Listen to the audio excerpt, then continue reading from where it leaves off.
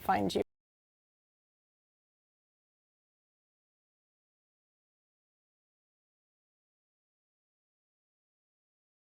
Dave, it's coming your way. There you go, Dave. Hey, buddy. So, hey. Hello. Hi. Look at where I am. My goodness. I was just going to go out back on the old patio a piece, but you've Well, you created should something have. completely different. My Well, goodness. this is where I actually wrote this book that you now have in your hands. And so this is it. This is my space. Right in front of And me. I have thank you. And I have mine too in a plastic bag. I come out and meditate on my book because that's what I do. So thank you for being on. I really appreciate it. Of I really course. appreciate it. This is California. This is your old stomping, right? Oh my goodness. Where in hmm California? I am in Hermosa Beach, just off of the Redondo Beach Harbor, about a mile and a half off the Pacific Ocean, paddling Unbelievable. with a broken hand, mind you. What in the world? I All know, right. I but need to this be is my there. space. This is my space. This is my How space. This is where I rad. You go. could basically see my parents' place from where you're paddling. So Are please you say hi to kidding Dave and me? Patty, would you? Are Yes. you serious? Oh, Oh that's yeah. wild. They're in Dana Point. No way. Oh, Oh that's yeah. too funny. Oh, wow. That's cool. Yeah, literally though. This is where I came. So, I even have like paddlers going by me. Can you see that? I There we see go. them. Yeah. So, this is where I came to write my book. I did a lot of meditating, a lot of healing, a lot of nature healing. All of my, my thoughts, my clarity moments. I paddled with whales and dolphins, and this is where I went through my trauma healing, my friend. This is It's so it. This is my good. recovery. It's so good. And I've I seen am. you do the I'm in. same in a different I, way, right? oh, I did. I 100%. Like I have Mm-hmm. never had an appreciation, as you put in your book so well, like how Thank you. powerful nature is for healing, for allowing the slowing down of the chaos that is Yeah. around you. For like I just really hadn't been in a place where I was comfortable making a relationship with my emotions. And so Yep. in this journey, it was completely different. I think you put this in the book so well, but like finding a way to honor the way that you feel and Yes. welcome your feelings is something that is just brand new for me, but has been transformative in my ability to, in understanding those feelings and in the relationship that I've been able to make with those feelings, understand what role they think they're playing, understand that it's normal to feel those things, but also in accepting that they are here and are here in part because of a belief that they're supposed to help me in some way. Yep. Not pushing them away allowed me to just sit with them. And a lot of times it was in nature. It was on a rock at the end of a run. It was on a long run, right? Like running for me Yep. became this very interesting combo of church and therapy where, Oh my gosh. right, Totally. for, Totally. Okay. So tell me more about that. well, I mean, running for me really became something in the midst of trying to find better coping mechanisms, Mm-hmm. an alternative for drinking when I stopped drinking a while back. And it didn't make the stress go away necessarily. Stress is something that's always going to be present, but getting out and moving my body became something that would allow me to welcome my anxiety or sit with my stress or whatever it might be and process it while I Yeah. was actually pushing myself to hit some kind of distance. And uh, certainly in the midst of this last year where there were so many things that felt upside down and crazy and chaotic, on top of which I got divorced, Yep. running for me, right? I ended up running about 2,000 miles in the last year because every time I put my shoes on, it was this chance to just connect with the outdoors, to be alone in my thoughts, to process every single thing that I was feeling in a way that let me actually work through it instead of suppressing those feelings or disregarding those feelings. And the ones that were negative, I, before things, I started to actually feel almost shame for Right. having those feelings. And now I just come to the place of like, no, these feelings are welcome here. I'm not bad or broken, not enough for having these feelings. I'm a human being. I experience these things. And now if I can sit with them maybe I'll learn a little bit of something from them. So Yeah. anyway, running for me was the opportunity to be therapeutic, but also create better coping mechanisms so that I could get through the stuff I was trying to get through. Yeah, I did the same thing. So I ran five ultra marathons 5 years in a row during my recovery, pre, Woo! during, and post. I know, on Catalina Island. And it was that actually was a huge healing space for me too, because I think that when you hit that space of utter clarity, and then I don't know if you've ever had this, but where you like almost hit that wall and then you start crying and then you follow up with like that release, and Yeah. then that bringing in the happiness and the joy, because you're at a whole different space, right? And so and you know, that's somatic healing therapy. That's why I also wrote the book, because it's something that nobody really talks about when it comes to nature, then processing into forgiveness and the need to bring forgiveness into your life in order to also bring in peace and freedom, which I'm sure that you have also experienced, I would assume. Oh yeah. What's interesting, I can remember one very distinct moment. I'm training for an Ironman in real time, which the ocean, by the way, is Awesome. the most frightening part of this entire thing. Open water Yeah. swimming is Oh, terrifying for me. I mean, I don't terrifying. want to drown. I also don't want to be eaten by a shark. But um, there was one very long, it was like a milestone that I had never previously run past as I was training for a marathon about, I don't know, a year ago. And I can remember crossing this distance that I'd never previously crossed, just at the same time that the song from Frozen 2, Into the Unknown, Yes, came on, right?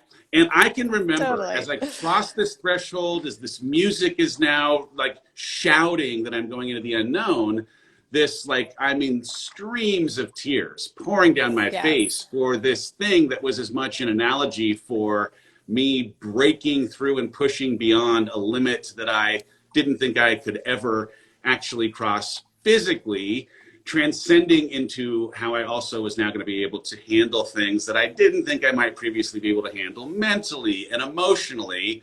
It was just the most beautiful, felt ordained kind of thing. And the pipes Mm-hmm. on that singer, forget about it. But I think there's something interesting that happens in taking on physical challenges that are bigger than we think we are capable of to reframe Mm-hmm. what we think we have a capacity for. And certainly Yeah. in my experience, especially anything that involves being outside and going long distance. Yeah, yeah. I think it cracks open your heart in a different way. You know, because I lead retreats in the Grand Canyon with men and women who are going through traumatic experiences, or who have, or just want to shift their life up. And every single time they come out and they're like, my heart just cracked open. And I think that's also because we turn the phones off, we turn off all of technology, we drop into our heart, we live from that space. We realize that, yes, our mind is important, but our emotions and our body, and getting vulnerable with ourselves and being authentic, real human beings, is most important. And Yeah. that's where we actually can step into that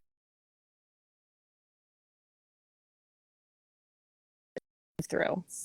Yeah, it's interesting. I went on a 3 day technology free out in the middle of the Tucson desert getaway right at the like end of 2019.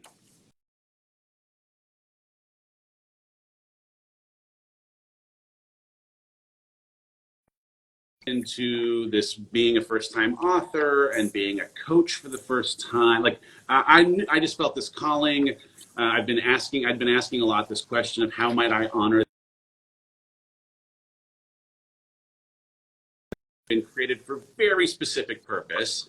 And the calling, the intuition, the like desire to try and step into it also was terrifying because it was new.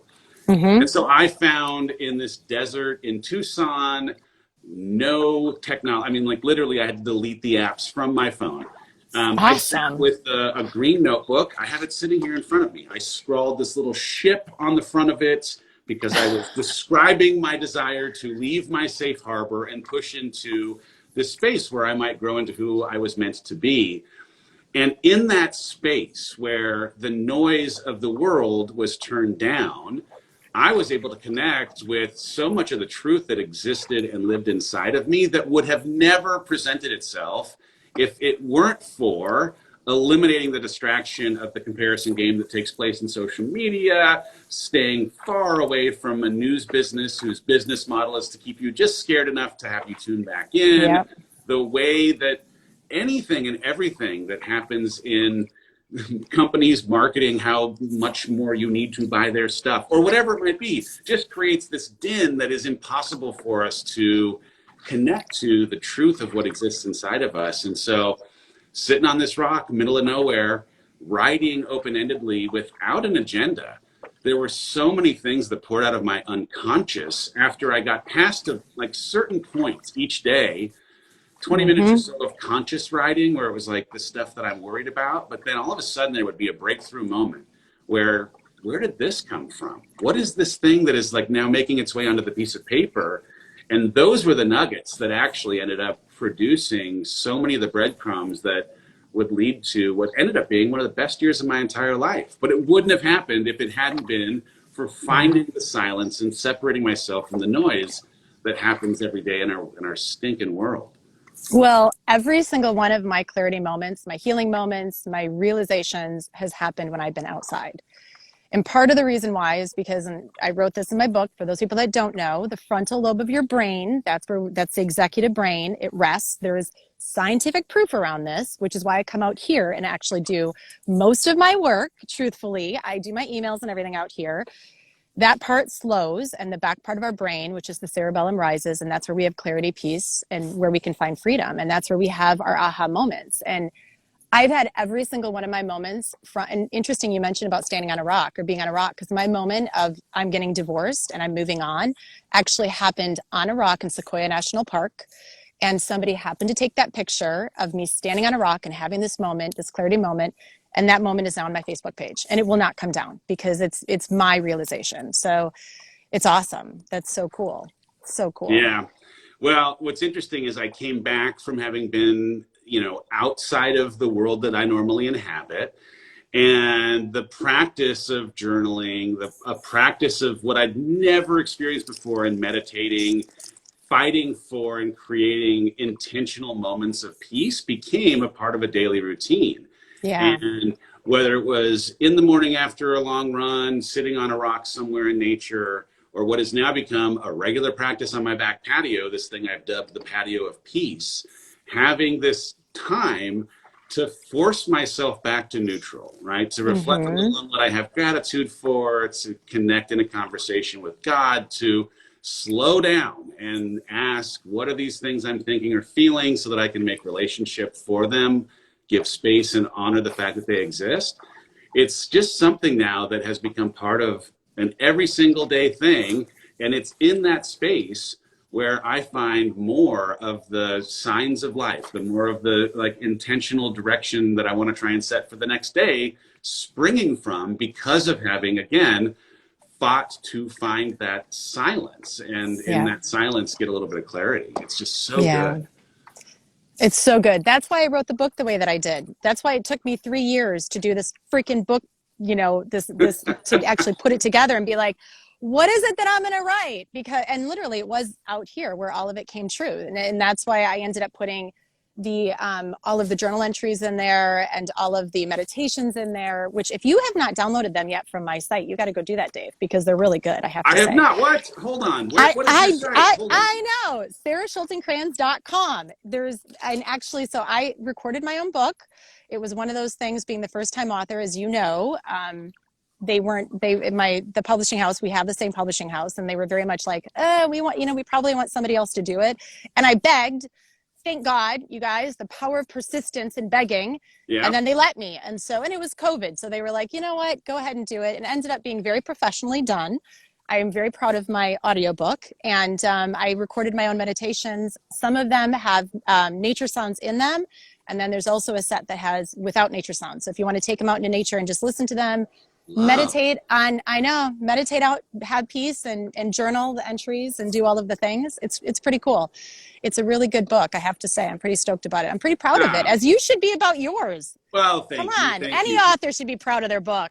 You know what's crazy? I grew up inside of a pretty strong faith tradition, and in a weird way that I can't even explain, it just doesn't even make sense to me now, there was something bizarrely taboo-ish around the ideas of meditation, of leaning too much into nature. And what I've come to find, it's just like, it blows my mind.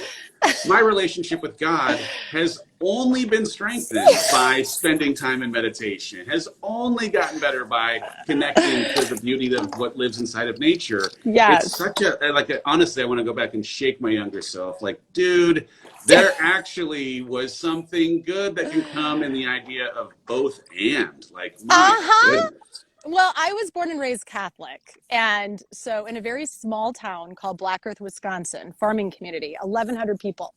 And I was the same way. It was like this, what are you doing? Taboo thing, right? And having lived through trauma from 17 all the way through until 40, I'm now 47.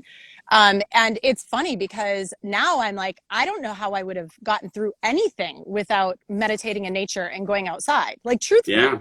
And I would not be who I am had I not taken that step to do all of the things that were considered taboo and out of the ordinary, which is actually, I had one therapist who told me, she's like, you got to go into coaching because your recovery is so different than everybody else's. And then once I put all of it together and was like, oh, wait, it's the power of nature. It's the power of meditating in nature. It's the power of mindfulness and getting out of that ruminating thought of, how am I going to get through this? And it's the power of dropping into your heart, but then also leaning into forgiveness, which is why I did the TED Talk on forgiveness, because Yeah. forgiveness is something that, if we could talk about that really quick, is also something that is understated and misunderstood. And so I want to know, like, your thoughts on forgiveness and how it's actually helped you through this time, and especially this last year. Yeah. Well, I mean, anytime anyone asks me about how they should forgive or how can you forgive, I mean, like, the thing that I tend to come back to is like the idea that you might hold a grudge or that you might not forgive is like the decision to swallow poison and hope that it hurts the person that you're frustrated by. And the reality is it only hurts you. And so Uh-huh. it's not, and by the way, it's not a suggestion that you forgive and forget, but the idea that you might create peace and some surrender and an opportunity for moving forward by Yeah. accepting what has been and making peace and forgiving whatever was so that you can get to whatever will be. You just get to get there faster. And Yeah. it doesn't make it, by the way, easy. And certainly it doesn't dismiss that, man, there's plenty of things that have happened to plenty of people that they did not deserve. And yet, if you're able to get to that place, there's freedom, there's Yeah. freedom in that. And so, I don't know, like I've spent a lot of time, certainly in this last year, doing my very best to reframe how every single thing that has happened is complicit in helping me become the best version of myself, period. And as Don't much we all as deserve that? I'm not interested, Yeah. what's that? I said, don't we all deserve that? We all deserve that. But We here's the all thing, deserve like that. I made a kind of ridiculously bold declaration at a holiday party at the end of 2019 that 2020 was going to be my best year ever. And what I didn't appreciate was that I didn't get a say in the conditions that were necessary to create my best year. And as it Mm-hmm. turned out, right, like I don't want to necessarily have to relive 2020, as I'm sure most people don't necessarily want to have to relive 2020. But I am not the best version of myself in spite of what I went through. I'm the best version of myself because of what I Yep. went through. And Yep. so I've really tried to just spend as much time as I can asking that question that's been asked by anyone that lives and works in personal development. How are these things for me, not happening to me? Is there a way Mm-hmm. for me to see the silver lining or the way that I grew that was born out of the grief or born out of the failure, born out of like whatever it ends up being? The hope is that you can take any of those learnings and apply them in a way that help you get one step closer to who you're hoping to become and not have it be something that you just suppress or disregard as having been the plight that you have to inevitably endure. You went through it. You might as well Yeah. take the benefit of having been through it and apply it in a way that propels your life forward. And Yeah. so anyway, like back to it is, I've tried to make as much peace as I can with my inability to change anything that has ever happened, because those things that happened have happened. And in so many ways, they happened in a way that has created goodness, even out of things that were hard or wouldn't have necessarily been things I would have chose. Yeah. And it's also, I think, just changed a little bit of how I think about, hey, whatever ends up coming up next, I'm going to just believe that those things are happening in concert with how I'm meant to continue the evolution of who I'd hope to become and how I'd hope to be light in this world. And hopefully I don't have to have as many hard things happen to get there. But if I do, hopefully I can remind myself on those hard days that this is one of those things that's breaking down muscle to build it back up. Well, and how cool that you're also being that model for your children. Right. And that's, I think that's the most important part, because I've got 3 sons myself. And for me, that was the biggest piece, was me being able to get through everything so that they can understand that they're going to live through hard things too. And I'm going to still live through more hard things too. And so are you and everybody else. Yeah. Right. But we learn from them. And, you know, when I was writing this book, Dave, I was thinking to myself, like, when it comes to forgiveness, what are the steps to it? How do we, like, where do we start with it? And that's why I always say everything starts with self. It's self-forgiveness first, then forgiveness for others, and then forgiveness for the world, because there are so many things that we also have to forgive within ourselves before we can forgive other people. And that's not selfish, it's selfless. And then being able to learn from our experiences in order to do that. And then eventually forgiving the world for, you know, the wrongdoings that we all know 2020 we've experienced a lot of that. So, yeah. You well, know. I mean, it's interesting. I actually had a podcast episode come up today on my Rise Together podcast that took some of the chapters from my book and gave a little bit of a Reader's Digest version of 3 of the chapters. The first of them is this like lie that I think we tend to believe, that if we do something wrong, we are something wrong. Right. All about shame, right? And so like the inability to forgive ourselves tends to come back to a relationship that we have with shame, and how when things happen that we're not proud of, that we are shameful for or have guilt around, we tend to keep it in the dark, which is, of course, where shame lives and thrives. And the more that we can bring the things that we have shame for into the light, talk about it, doesn't mean that we don't have to create accountability around the things that we may have done that aren't great, or find a way to make amends with people that we could have and shouldn't have wronged. But shame doesn't serve moving forward. Like, not forgiving ourselves is an inhibitor to becoming the best version of ourselves. And so if you are interested, and again, I'll go back to like, how do I honor the intention of my creator? Well, one of the ways is to accept that my humanity means that I will make mistakes along the way. And when I make mistakes, learn from those mistakes, but don't become bogged down and anchored to the shame of those mistakes. Exactly. It keeps you stuck, because otherwise you're just going to be like walking in place into the modeling of what you'd hope for your kids, or the way you'd hope to feel about yourself when you're by yourself, or any of those things. They just don't, your shame doesn't serve you. Your inability to forgive yourself does not serve you.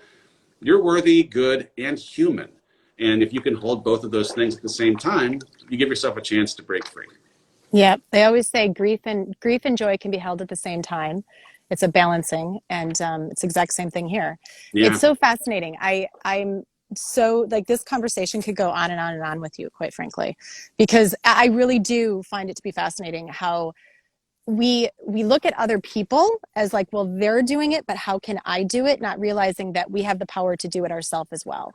And I know I've had a lot of people say that to me. Well, it's just easy for you because you've lived through so much. And I'm like, but I've lived through so much, and it's gotten easier for me because I haven't shoved everything under the carpet along the way.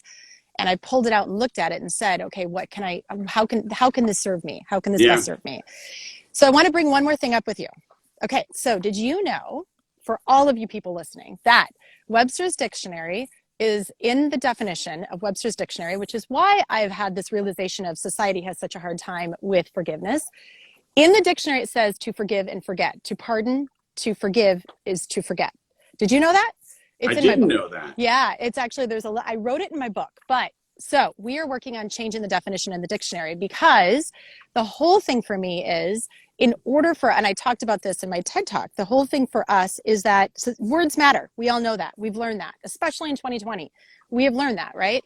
And so, and the way that society looks at forgiveness is pretty messed up sometimes, because how many times have you been told, just forget about it? I know I've been told that if you would just forget that it Yeah. happened, move on. And I'm like, it's not about just moving on. It's about honoring the difficulties in our life and being able to pull them out from underneath the rug and to shine a light on our difficulties and say, okay, wait a second. I don't have to forget that this happened. I don't have to pardon you for doing what you did to me. What I can do is work through my pain, hand it back, and say to myself, okay, I'm accepting peace and freedom in my life in order to thus do this, right? To come out and to live the life of my choosing. And so we are working on changing the definition in the dictionary right now. And I'm super stoked about this. And that's one of the things when you talk about your purpose, this, unbeknownst to me, became my purpose in life. Did not set out to do this, by the way. Yeah. It was like this, okay, suddenly I'm here doing this. And I'm stoked about it. I'm honored about that. This has been something that has been brought into my life. And in that, I'm honoring all the difficulties. So if anybody wants to follow along with that, that's what we're working on. This is a good mission. I am It here is a good for mission, it. Come right? on. Isn't it Yeah. a great mission?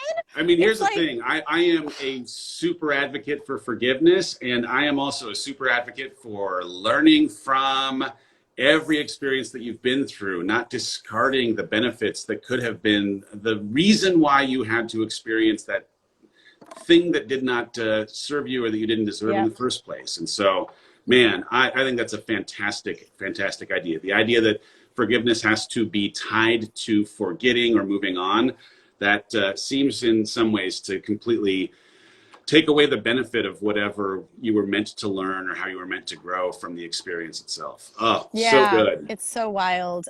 So I want to know about your book. It's a year ago today that this came out, right? A year ago. Isn't that crazy? Is that wild? I know. It's so crazy. Life has been... It's so meant to be that we're sitting here doing this. I know. So Get Out of Your Own Way came out a year ago. What a year it's been. But I wrote the book on... there were 20 lies that I was believing, that in having believed them was keeping me in my own way from becoming the best version of myself. And each of those things were limiting beliefs, like things that I had been programmed to believe by my family of origin, by society, by religion, by my own insecurities, that in believing them, like I say, was keeping me away. And the hope in talking honestly about them was to create something of an empathy bridge between myself and the reader, that they might see some of themselves in their having maybe subscribed to these lies. And if I could unpack a little of how I was making those lies unbelievable, that maybe they might as well. And so, we are all the victims of our programming and the structures that we live inside of. And unless we ask whether the people or the structures that have given us our beliefs are credible, if there is a reason for us to continue having those as our beliefs, then we will be condemned to ultimately have to live inside of or be shackled by them. And so I've really tried to do a ton of work around, why do I believe what I believe? What alternative truth might exist? And finding the capital T truths in my life has a lot of times required challenging why the person or the structure that existed, whether it's masculinity and why you're supposed to be a certain way as a man, or the way that you're supposed to parent, or the way that you're supposed to, frankly, do almost anything. It all came from storytellers, some of whom may have even had good intentions at heart, but whose love was really just wrapping paper, that it maybe in fact was their fear or insecurity that was informing how they were trying to tell you how to be. When you can get back to and kind of challenge some of those things that keep you from being your best self, you give your chance to be that. So anyway, that's awesome. It's been a fun That's journey. awesome. I'm just now turning in my next book. I cannot wait. Oh, yes. I want to know about that. Can you tell? Or can you not tell? No. Is this a secret? Tell. It's called Built Through Courage. It comes out end of October, early November. It's all about the idea of choosing to leave a harbor of security for the opportunity that exists outside the jetty and the choppy waves where you grow. No pun intended. No pun intended right here. No pun intended right here. Just that's awesome. All about just this idea that, hey, we were each built very specifically, intentional design by a creator who wanted us to become our best versions of self. But a lot of times doing that requires that you challenge the comfort of yourself and the comfort of others. And so Yeah. cultivating the courage to stand in your truth and step into what you were created for, that's what it's all about. Well, I'm really happy for you. Oh, It's awesome that and me you've for got the second one you. coming out. Thank you. Thank you. It's been quite the ride. You know, I don't know about you, but when I went through my first trauma at 17, I had a hit at the age of 18 that I was going to write a book someday, and that all of what I was learning at 17 was going to come into this world, and people were going to actually learn from my experience, and that I was going to be believed, because back then I had a lot of stuff. If you go read the book, you'll hear it, or you'll read it. And so, you know, it took me a while. It took me until the age of 40 when my second huge amount of traumas hit. And then I was like, oh, I see why, because my unfolding, my own life chapters weren't done yet.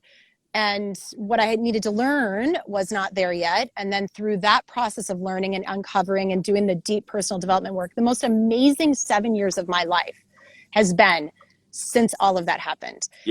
Because it gave me the opportunity to learn more about myself, and to, in every way, physically, mentally, emotionally, spiritually, the whole 9 yards. And I think I know I've become a better mom because of it as well, which has been such a gift as well. And so, and a better partner, a better daughter, a better sister, a better friend, everything. a better everything. And so better everything. And so, it's cool when I meet other people, and I just want to thank you for coming on and having this time with me to also just jam about all of it, and to hear more about your story too. So it's cool. I'm really happy for you. Really happy for you. I'm happy for you. It's cool. I mean, keep doing the work, because the things that you've written, and now I have a website that I have to go check out all the other things that it comes with. I know. It's in a plastic bag, because I literally do bring this out here and meditate on my book to get it out there. I've got it right here in Thank you. Not plastic form. Come on. Anyway, if anyone from my community is watching, Sarah's book is called Walk Through This. So you should check it out. Thank you. Thank you. And go get yours, everybody, because yours is out a year today as well. And I can't wait to read your new one. So it's cool. Right on. This is the start of many, many, many, many. And I'll keep you in touch with the whole forgiveness thing, because we got to get that damn definition changed. Come on. Words matter. Words matter. It's a huge mission, and words matter. So a mom on a mission. So there you go. Good work. For my children, yours, and everybody else's. All right, you. Have a great rest of your day. Everybody get outside. Come on. That's how I'm going to end this. Get outside. Get outside. Go enjoy your day. Get 5 minutes in nature. You too. Thank you, my friends. Of course. Bye-bye. I'll talk to you soon. Thanks. Bye.